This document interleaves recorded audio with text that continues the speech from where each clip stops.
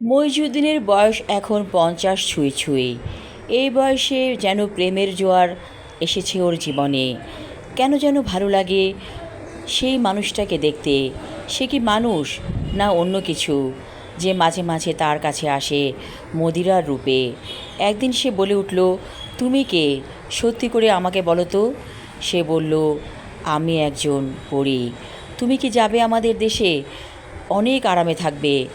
আমি মদিরার রূপ ধরে তোমার কাছে আসি।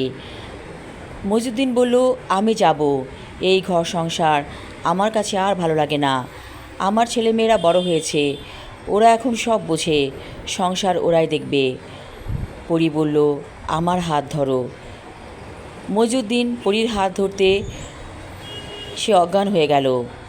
কতক্ষণ সে অজ্ঞান অবস্থায় ছিল জানে না। চোখ খুলতেই দেখতে পেল সুন্দর একটা জায়গা। এমন পরিবেশ কোনো দিন দেখেনি মইজুদ্দিন। পরী বলল, এটি আমাদের দেশ, তোমার সাথে আমার বিয়ে হবে আজকে। আমরা সারা জীবন এখানে থাকব, সুখে থাকব। মইজুদ্দিন বলল, আমি রাজি।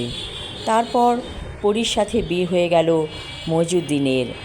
মইজুদ্দিনকে আর খুঁজে পেল না মদিরা এবং তার স্ত্রী সন্তানেরা। তারা বুঝতে পারল না মইজুদ্দিন কোথায় গিয়েছে। একদিন মদিরাকে বলে গেল সেই পরীটি, আমি ওকে নিয়ে গিয়েছি, আর কোনো দিন ওকে খুঁজবে না।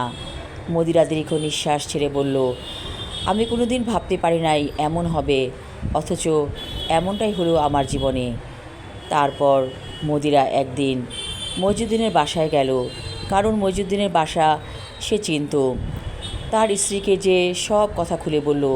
তার স্ত্রী অনেক কাঁদল, বলল, তাহলে আমি কিভাবে থাকবো একা একা?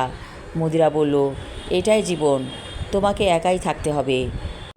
মদিরা চলে যাওয়ার পর স্ত্রীর মনে একটা সন্দেহ জাগে, কে এই মহিলা, কেমন করে তার কাছে এসে এইসব কথা বলে গেল? তাহলে কি এই মহিলার সাথে তার স্বামীর অবৈধ সম্পর্ক ছিল? থাক, কি আর করা, সবই নিয়তি।